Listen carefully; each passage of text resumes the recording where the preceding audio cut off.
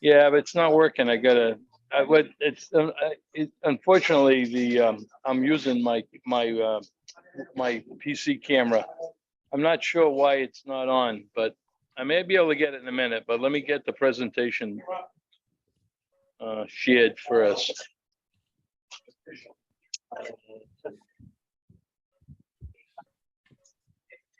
Okay. Bob, can you confirm that the presentation's on? It is.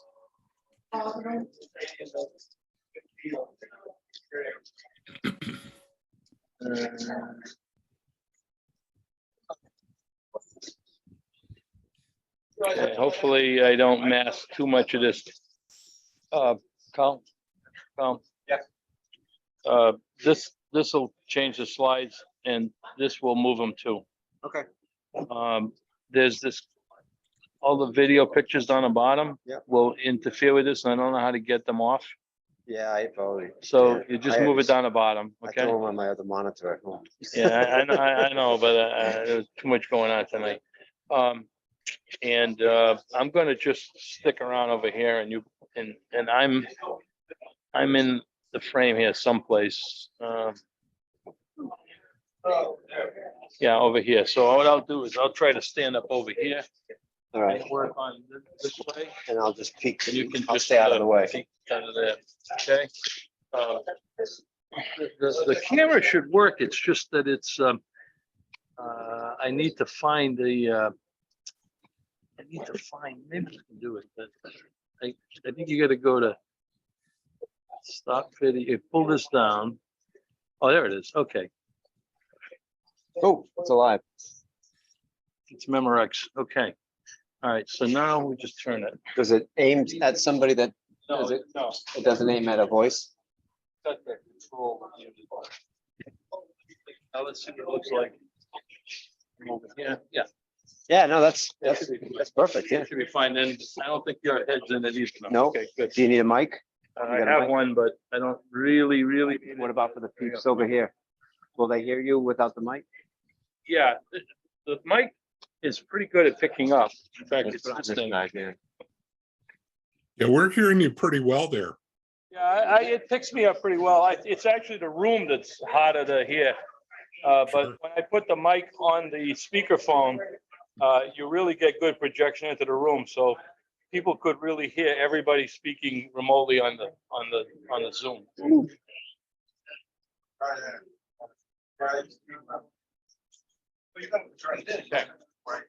Are we doing on the? Go check on the.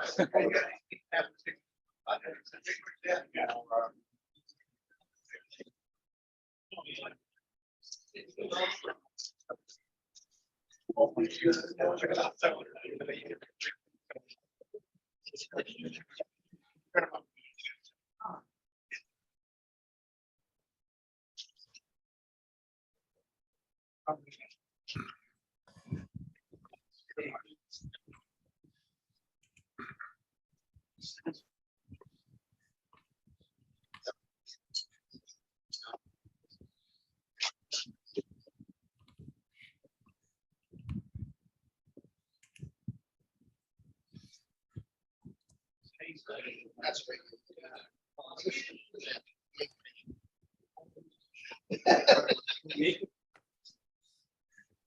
It's just all the hands on.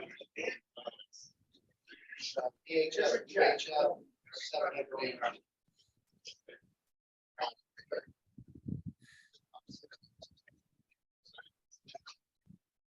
Full bench bottom, wide apart, I get them all in there. Oh, yeah.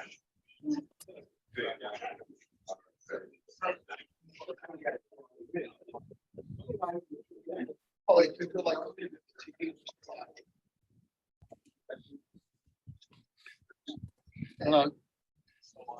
You guys need the mic to hear me, or you're okay? If you can't hear me in the back, raise your hand. Can you hear me better through the mic? Yeah. Yeah, I'll use the mic. Okay, we're gonna get the raffle organized right now, so let's get working here. First question for the audience here, because we're gonna, I'm gonna do this, it's gonna be in the chat. If you're remote, please sign into the chat with your call sign and name. Location. Well, only a location, call sign, so we know you're here. All right, so the simple question is pi a real number? Real number.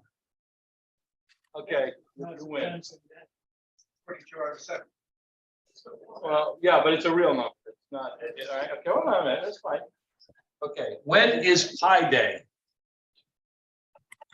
So tomorrow? Okay, so we got, March 14th. okay, so each of those guys get a buck back. So we're giving money back Yeah. to each of the guys. Mary got it too. And Mary got it? Yep. Okay, put aside $1 for Mary. And Bob. I'm just gonna do it right. But then it's who got it first kind of. Well, how can I do Just both at look the in the, same time? you can't. We'll look in the chat and we'll give them back we'll look in the chat to see who answered it first. Okay? Okay, here's a tricky one. What is tau? 2 pi. Who got that first? You got it first, Corey? Okay, 2 pi is tau. Okay, so when is 2 pi? Or when is tau day? 628. All right, okay, everybody wins that, so nobody gets anything.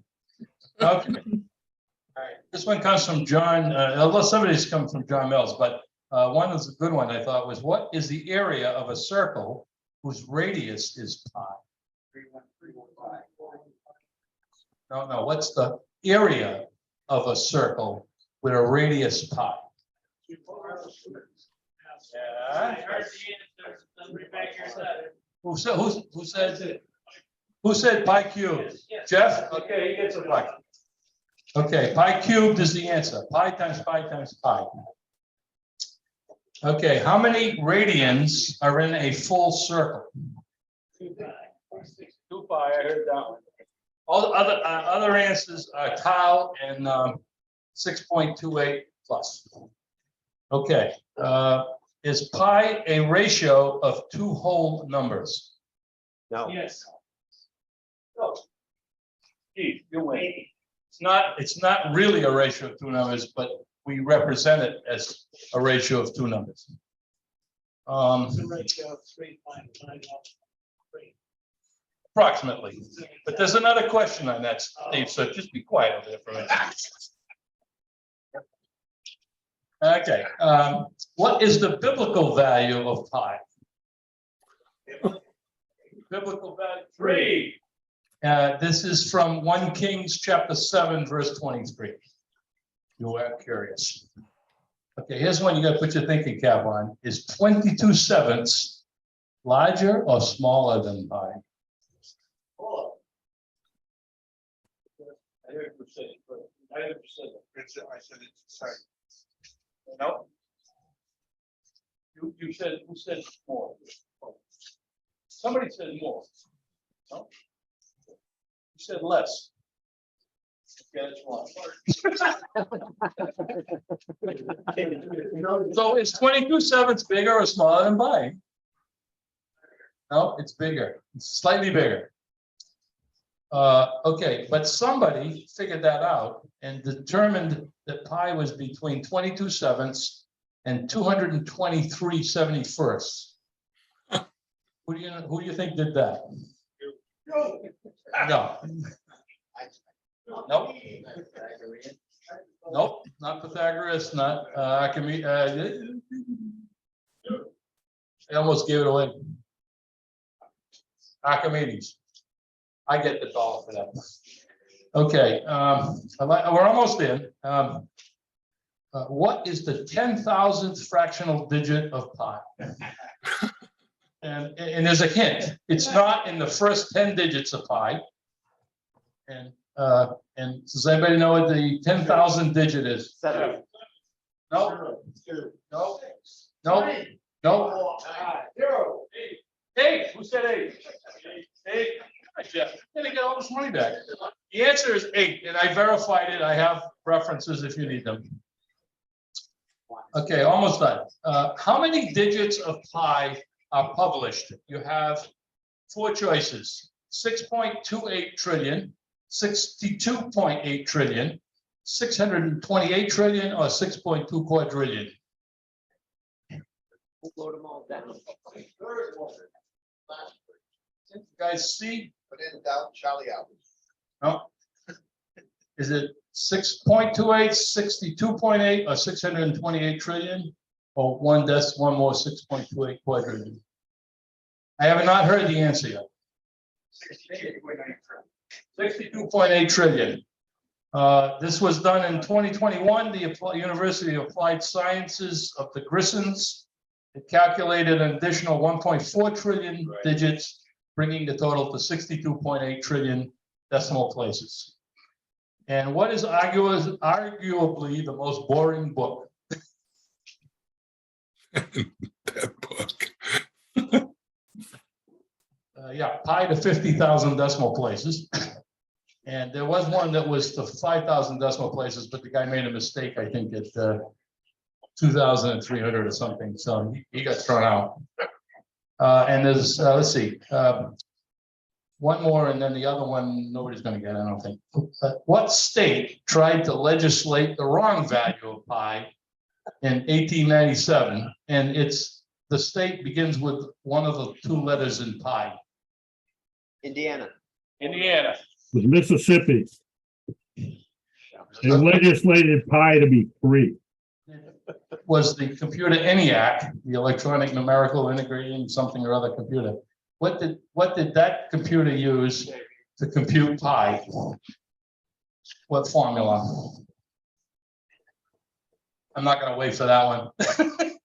The formula is by John Macon in 1706. It says that tau over 2 or pi over 4 is equal to 4 times the arctangent of 1/5 minus the arctangent of 1 over 239. If you're not sure and you haven't memorized that, I have a bilingual cup in the back that you can go and reference to look for it. Don't take my cup though, it comes from NASA. Okay, thank you. All right, that's it. Did you enjoy that?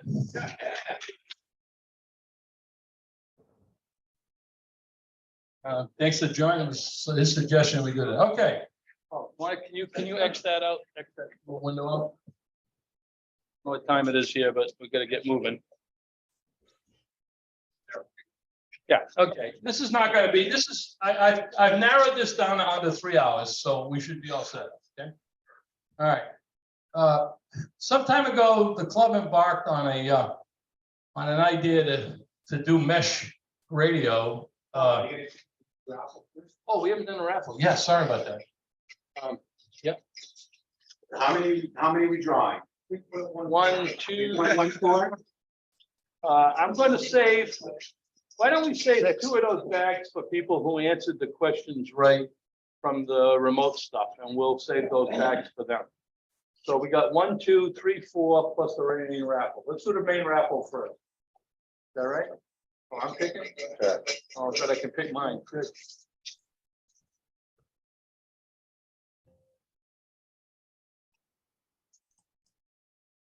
Last 3 digits, 872. Up front? I did. Thank you. Very good. Which one does he get, Paul? I thought we were going to give them the money prize first, because that was the first one. That's the best way to do it. Oh, we were going to do 50-50 too. Yeah. All right. Who won? We got who won this? Okay. You won the 50-50. We'll figure out what 50-50 is shortly. And we'll give you the money. Okay. All right. So, but we have other gifts to give out too. We have 2 bags in the back and these 2 items here. So let's pull another. What is it? You get to pull a. Who is on this? If you don't like the gift, you can bring it back to give it back away next month. Well, you can give it back here. Okay, pick another one. John, you might pick one. Otherwise, I'm gonna keep picking my ticket.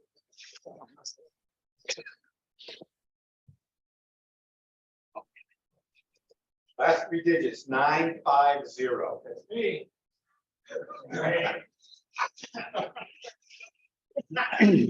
Let's see it. I'm taking this one. Okay, next one. Let's see your ticket. Oh.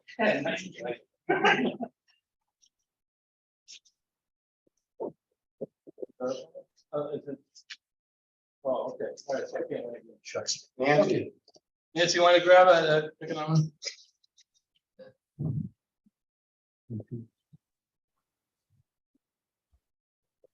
Sorry, we have so many things to give away, but we do. 860. Yeah. Okay, you have your choice of any of the 4 bags in the back. Are those, are there 2 other bags in the back there too? There's 4. Okay, any of those 4 bags in the front or this box?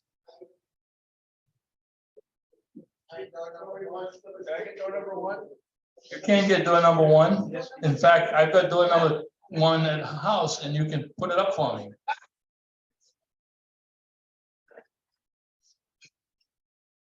Okay, well, we gotta keep this moving here. Okay, Keith, gotta pick one.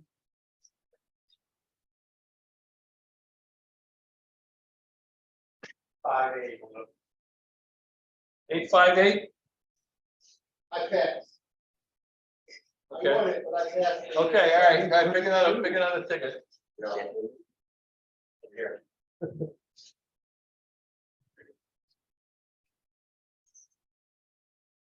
941.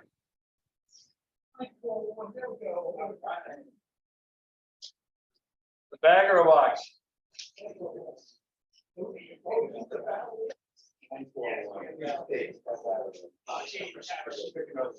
Yeah, how many more we got? One more. One more. One more. All right. You get the box or the bag? The little box is mine, don't touch it. 878. 878 again? All right. Hey, say. Put it back in. Yeah, okay, pick another one. Okay, what we're gonna do for the people at home is we'll go through the chat and try to figure out who got the pie questions, and then we will find a way to get you one of the bags. So there's two questions. 930. There you go.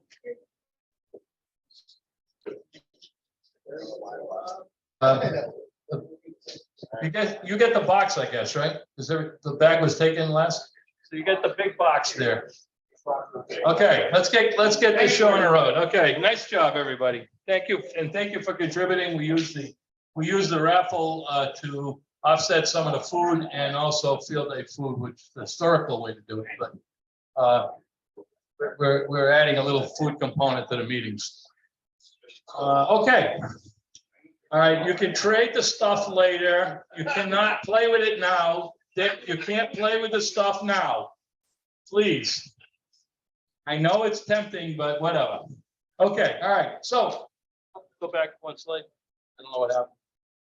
Okay, some time ago, we started a project to use mesh radio. It was, I think, Mike Cullen who inspired me to look into a group out in California called the Amateur Radio Emergency Data Network.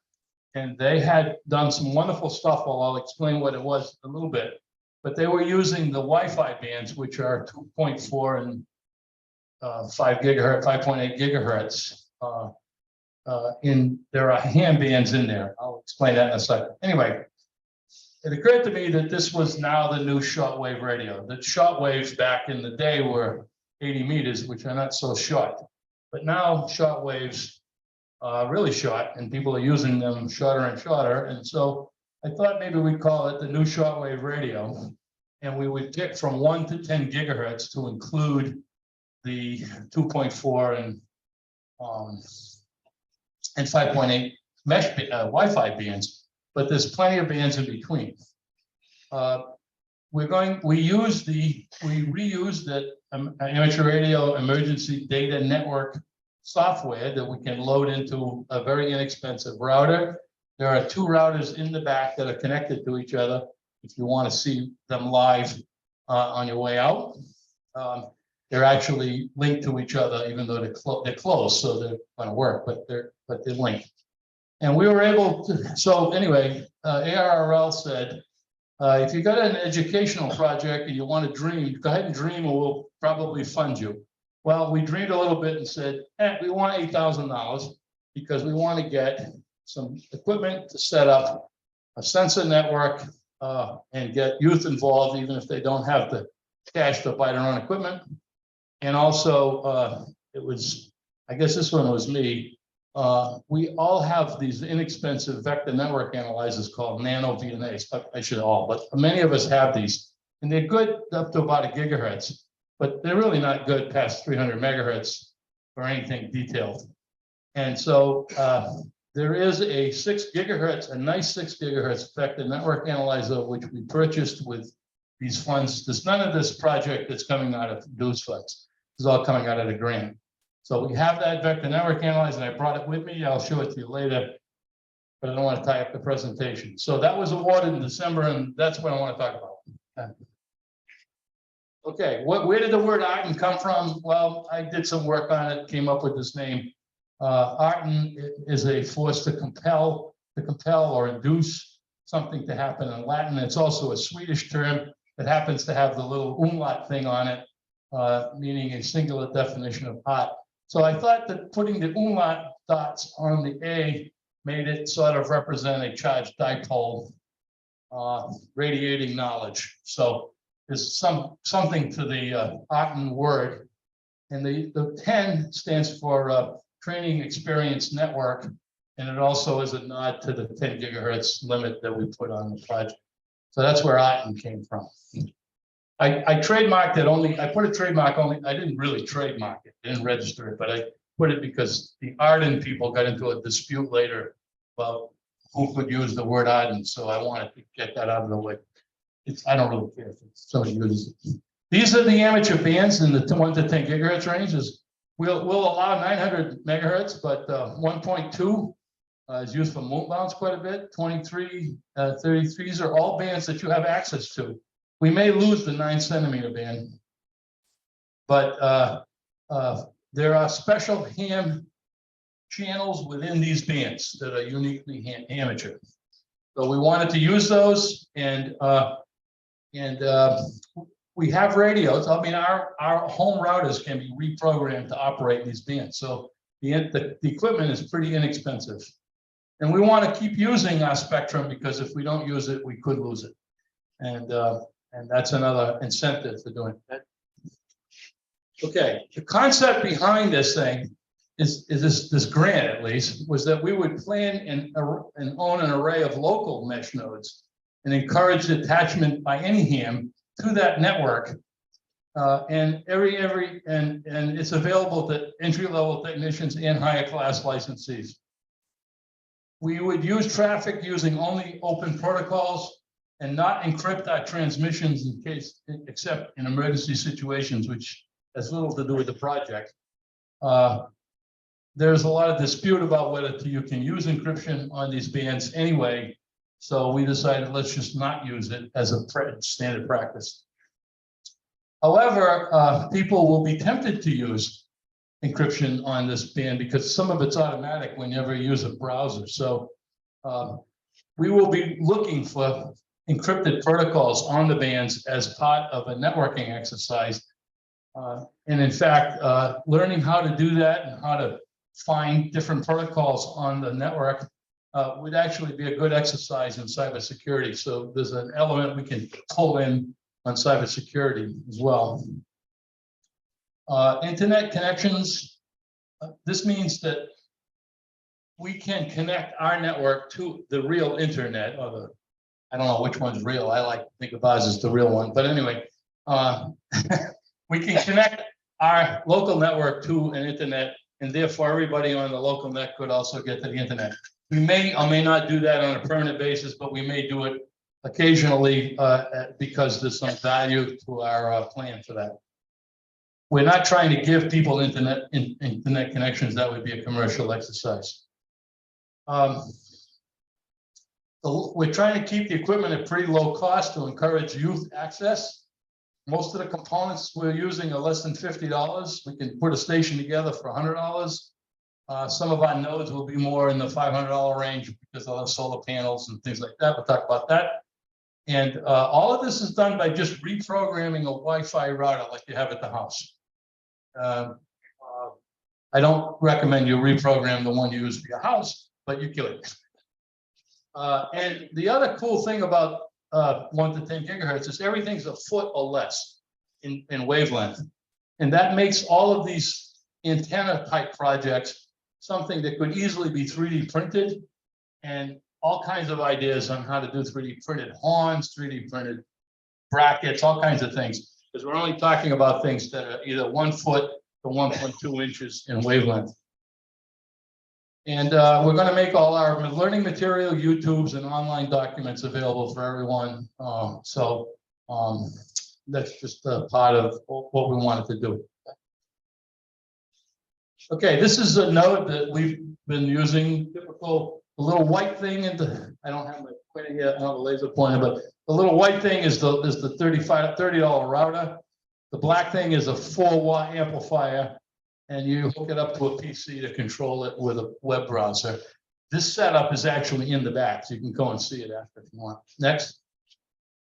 Okay, what are our project initiatives for this year? We've purchased and have a quality, I mean a really nice quality 6 gigahertz vector network analyzer, which is the fundamental instrument for most RF. Most people don't get to play with them until they're a graduate student. We're trying to break that mold big time so that we can get kids seeing one, touching one, measuring with one, without having to give agita to the grad school teacher who's got a $100,000 one that he doesn't want anybody to touch. So we're bringing $100,000 instrument technology down to the masses, if you will, democratizing that. So our goals for doing that is to get workforce training in the radio frequency wireless, 5G, 6G, new radio deployments, increase incremental exposure to radio, and other antenna measurements. We can measure our antennas. This is basically an SWR meter for those who like SWR meters. It's just an accurate and high frequency one. There's a link there. I'm doing this presentation to Microwave Update Conference in April in Connecticut, and I'm going to ask those RF experts. When was the first time you got to touch a VNA? I bet you weren't 7 years old. Okay, the next initiative is to take this technology and take some carbon dioxide measuring devices and put them in a field and measure the CO2 oxygen concentration levels with the day. This is basically the cycle of life, oxygen, carbon dioxide that plants and animals exchange. And this is an opportunity to actually measure it instead of just talking about it in a textbook. So we want to make that data available. We're probably going to encode it on an APRS format as well and send it on the APRS network along with our weather data that we collect. And we'll make it available to local schools if they want to use it. And one of the neat things about the mesh network is it not only is a radio, but it's a complete internet function. And so all of the details of internet networking are built into these experiments. So you can look at them at all types of levels, both as simple diagnostic type of things and also at fundamental protocol levels and really get into networking. So it's a great educational opportunity there. And the other thing is we just want to have radio fun. We want to go out with our radios, plug them together and see if we can QSO with somebody. And I'm hoping that as the mesh develops and we get enough of these nodes, when you go out and do a POX on a year, you'll be able to turn on your pocket Wi-Fi radio and make an extra contact with somebody's local network as well. So it's sort of a special type of QRP. So we're hoping to do something like CQ mesh and be able to connect anywhere you are. Okay, that's what we're trying to do. Okay. Okay, I like VNAs as very nice analyzers instead of vector network analyzers. I think that brings in the youth a little friendlier. This is we bought the analyzer, but we had to put it together. That's us putting it together at Fab Newport. We've now established that we're going to try to have bi-weekly meetings at Fab Newport on Monday afternoon from 3 to 5. And that connects with a project they have called Pull It Apart, where the kids come in, they take old stuff and they bang it apart and then try to reuse the equipment. They're able to do anything from take a computer apart to take a hammer to a cell phone and see what happens. Fab Newport has been graciously accepting our ability to do this with them. They're embracing what we're trying to do. It's pretty exciting, actually.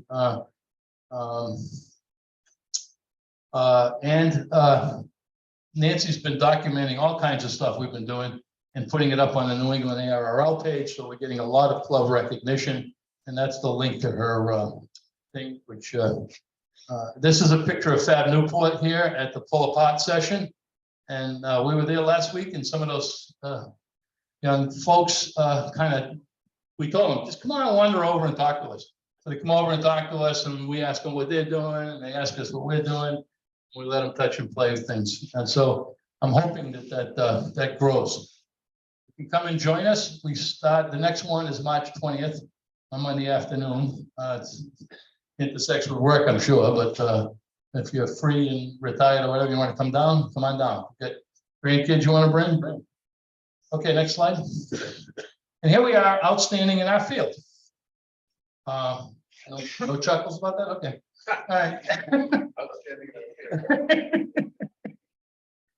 Boy, I thought that would get a little chuckle. Anyway, it's all about punctuation. Yeah, I guess so. Okay, so this is the picture that we showed you before, but this is the location where we're going to put our initial carbon dioxide sensor, which looks like that thing on the side there. We're going to hopefully put it in a popcorn growth area so that by the time the popcorn's grown, it'll be up close to our antenna. We might put it up around 12 feet. We don't want to go too much higher, or we'll have it housing. We might get restrictions put on us.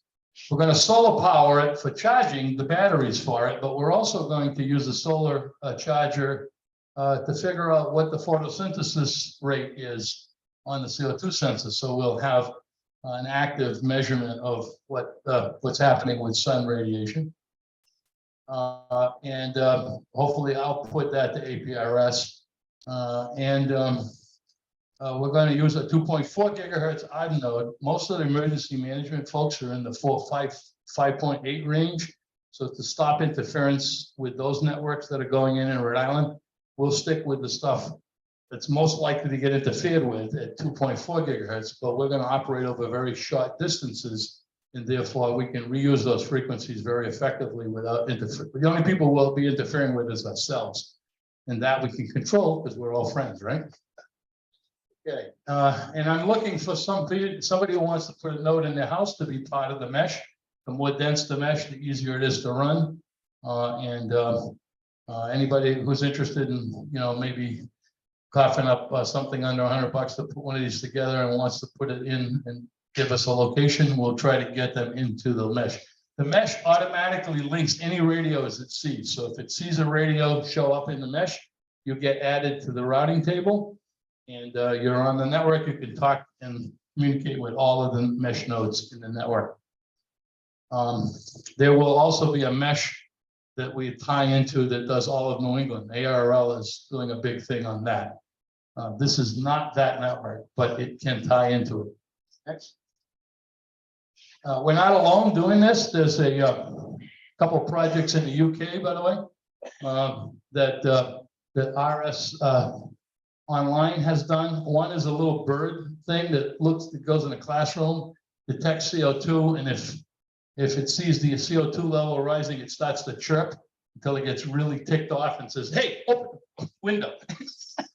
I don't know exactly what it says, but anyway, they came up with a sensor plug thing too that you can plug sensors in. So we've got some, base technology we can copy, if you will. This is all open source stuff. Those are they'll post these slides so you can go to these sites and find out more. There's a video on this. Okay? Like one time. I don't have a watch anymore. 8:19. Oh, where are you? Okay. Just in case, this is something I picked up in the early days of the project. Right now, we're in wave, we've passed wave one on wireless industry. There were about 200,000 jobs created by 2007. In 2019, there was about 2.2 million jobs that have been created in the wireless business.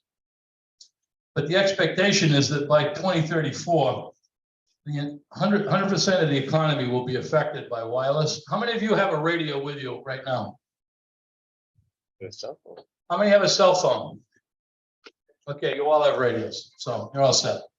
All right, so we think that we need to create a culture of understanding among young folks because this is very technical stuff as it gets fully deployed, and we need people who really know how to deal with some of these things. So we're going to expose them to some of it early. They won't get it all, but some of them will hopefully come and make our radios work later when I'm fully retired.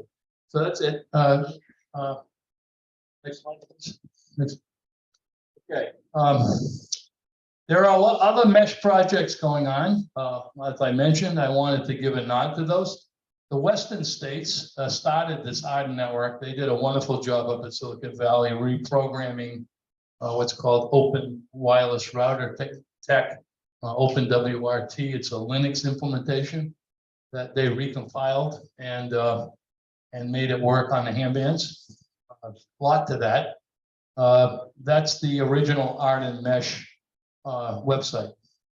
Lots of things going on there in emergency management as well. The New England division of ARRL has a protection and use group, and it has a mesh subgroup, which is working on deploying mesh through all of New England. That's their website, and they meet with the alternately with the RFI group. And the original funding for this came through a thing called ARDC. They had a lot of money from a sale of some assets they had, and they issued I think it's $40-something thousand the Rhode Island group to set up mesh nodes on the old fire towers that are around and they have the okay with DEM to do that. So the Department of Environmental Management is letting them use the fire towers, and in exchange, the mesh nodes will take camera imagery of where the fire nodes were, and they'll be able to localize fire events and other events from the towers directly on the mesh nodes. So it's a win-win in my mind, and those mesh nodes will be around on the fire towers. So if you're out doing a POTA and you have a mesh node, you can link right into those things. So that's another opportunity for CQ mesh. There's also a talk March 25th at the Maine State Convention. I know you're all going to that, but the grant link is there as well for the fire tower project. Next. Okay, to make this fun, if we're going to go out and do a little bit of POTAing or whatever with our mesh nodes and being out, I thought we'd make a couple contest things out of it. Ham seems to like contests. So we came up with this concept of DYDX instead of DX. Yeah, you'd think in calculus that should ring a few bells, but if it doesn't, it's okay. It stands for distance in yards, DX in the conventional sense. So what we did is we took a mile and we made it, we took a yard, 1 yard of distance, 3 feet, and made it into a mile if you do it at 1 to 10 gigahertz. And so if you connect to another node for 1 yard, you get 1 mile of DX. So if you get about 7 miles away and you figure out how to do that, and believe me, it's not that trivial. If you get one of these nodes to work at 7 miles point to point without 10,000 watts, we'll give you the equivalent of going halfway around the world. Because 7 or 8 miles is about 180 degrees of radio transmission. So you get a certificate called the DYDX certificate. There's a bunch of rules to this. You can't do it by using repeaters because then you would have avoided the problem of a direct path communication. So the idea is you have to have a direct path communication. But once you get onto that node, once you've done that pi at a mile or 2 miles, you now can talk to all the nodes, even if you're connected. But it would be cheating to say I talked to somebody in California, because you could, in theory, just go through the internet and all over the place. That's not really a challenge. So it has to be a direct path. I'm looking forward to the day, though, when a direct path would be from here to the moon, not to the moon and back. Somebody will have a mesh transmitter node sitting on the moon at some moon station, and we'll be able to make a direct contact to the moon with a 1 to 10 gigahertz radio as well. That will be extraterrestrial DYDX, but no repeaters. You can't go up to a repeater geostationary and then come back down. That's cheating. You only get the distance to the geosynchronous satellite. Okay, so that's DYDX. We've issued 1 certificate for somebody who did a crazy thing. That's in QST, but you're all welcome to tell me how far you were able to get 2 nodes to talk, and I'll give you a DYDX certificate for how many yards that were between them. We're also thinking of a WAN award, wide area network being a networking thingy. And we'll have one in Roman numerals 1, 5, 10, 50, and 100. So if you work all the nodes, if you can demonstrate that you've connected to all the nodes on a network that might have 100 nodes, you'll get a WAN-C award. So you worked all the nodes. If you're on a net, all you have to do is, actually connect to each one and take some data off it. So that isn't that hard to do it, believe it or not. But it is a challenge, and we thought we'd start with 1, so that the novice who puts 1 in and gets it to work has already learned how to do it, and therefore I think it's worth an award. Next. Got other contest ideas. I have no rules for any of these, like the Web Award for Worked Every Band, or the ARTEN Can Award, the Worked All Modes, and then the Moon Earth Connection, we'll call that the Men Award. And then if you connect to a planet or a moon of another planet, we'll call that the Woman Award, the World or Moon to Earth Network. So we got everybody in here. Next. Okay, so if you have any ideas, you're interested in this, you might know my email, but there it is. And you can follow us on our club website at w1sye.org. And in the future, we're going to show how art and technology works in our seminars. We'll be building projects based on building web-based RF radio control panels. So because we have an internet effective connection between A and B, we could control an RF radio visually, like you would when you go on the internet and you do a remote control radio. Have you ever done that? That amount of bandwidth's available to the mesh. So you could, in fact, put up an HF radio someplace and control it remotely via the mesh. So that's just an idea something to try. We're actually looking at sending intermediate frequency digital samples around, so you can do your own decoding at home from some remote radio. And we don't want to sell commercial internet access this way because it's a commercial activity. And I don't remember why I put that in. But you don't need, oh yeah, that's the point. You don't need the internet to make this work. It's its own intranet. It's its own independent internet that runs anything internet over it. Okay, next. I think that's my last slide. Any questions? Yes, Dave. What's being done to check the gear that's fine for electromagnetic pulse? Which gear? The gear we're putting into Garmin Farm or in general? General, this kind of stuff. The question is, what are we doing to control or protect the gear against electromagnetic pulse and events that might occur? That's a pretty general question. That's not specific to our to the mesh network. Any piece of electronics is subject to an EMP hit, and there are ways to connect. Those are ways to cover them. Yes, David. Was it the California on this because they wanted something to be a backup? Oh, different question. Well, EMP is a pretty long discussion, and I'm not an expert at it. However, if you had equipment in your house, mesh equipment in your house, and that was protected by Faraday cages or some type of shield, and was able to withstand an electromagnetic pulse, then like all ham gear, and this is true of all ham gear, we could then take it out after the event and set up a network, emergency communications network to restore capability.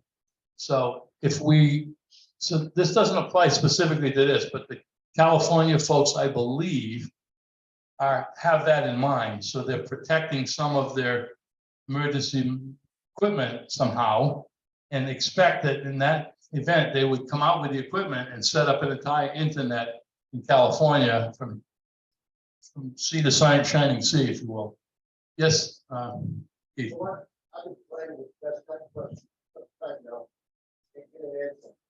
By who? Oh, the club? Yeah.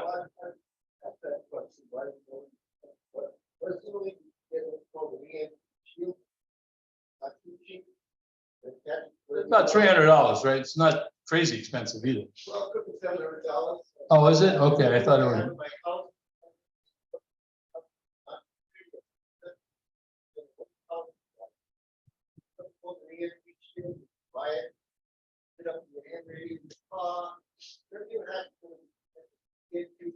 It's called EMP Shield, right? It's called EMP Shield, I believe. Yeah. Yeah.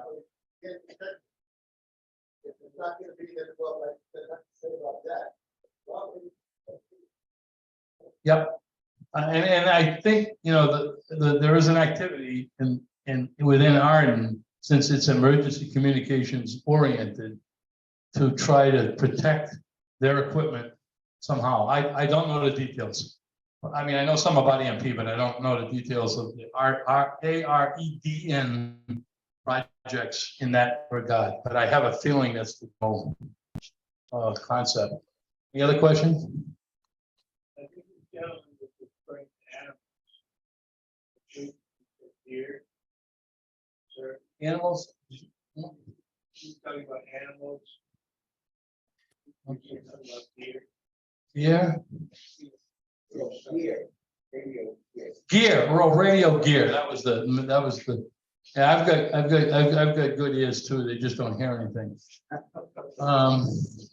It's the right size, I guess. Any other questions? Technically augmented. They could be technically augmented, which I'm getting some stress factors added to my life on that subject as well. Are there any permanent nodes activated on the island? Are there any permanent nodes activated on the island? Yes, there is a permanent node put up by Mike Cullen. It's still up, right? Yeah, it's on the fire tower at. But I got no neighbors. There's I'm one in also- Tiverton too. And Okay, I'm also a gate. a gateway. A So, gate. okay, so there's one Tiverton. So you go drive around near Dave's house. You can connect your node to him. It's 5 gig. There's a 5 gig node up at the fire station, which points to Providence and gets to Providence at 5 gigs. It's kind of cool. Been up for a while, and also has a local. Yeah, that's like. Oh, sure. Yeah, we'll give you a DYDX certificate. Absolutely. Yeah, well, I mean, Providence, well, like, was it 6 miles? 10 miles? 18 miles? Yeah, that might be extraterrestrial.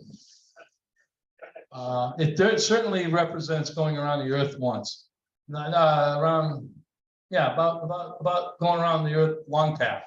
So it's about a long path communications in this. That's the kind of the fun about DYDX, I thought, was you can talk about it in terms of equivalency to something else.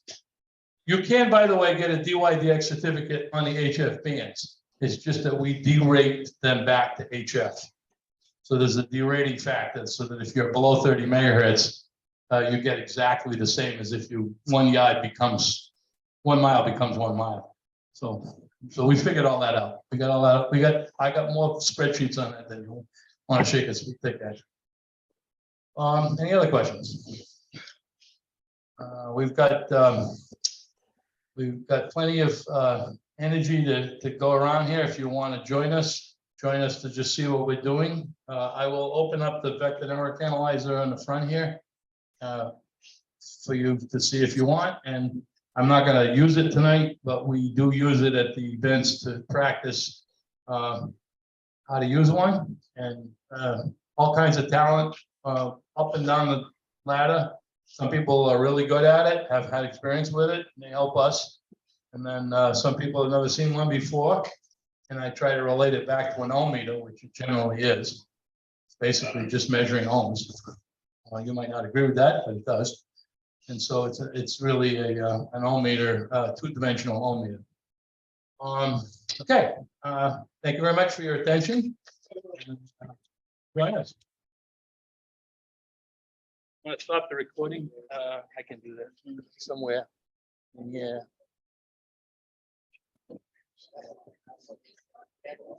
Okay, I think I'm gonna end. Do you guys want to talk and chat at all, or do you want me to kill Bob, why don't you kill the session whenever you feel everybody's bored out of their mind? Well, I'm just joining in as a user. I don't have that ability. I can leave myself, but that's the extent of it. Well, it's getting along, so I'm gonna try to figure out how to stop the recording here. Okay. And unless you got the control handy. Well, again, I have no control capability. Oh, you don't? Okay, all right, here we go. All right, here it is. Done.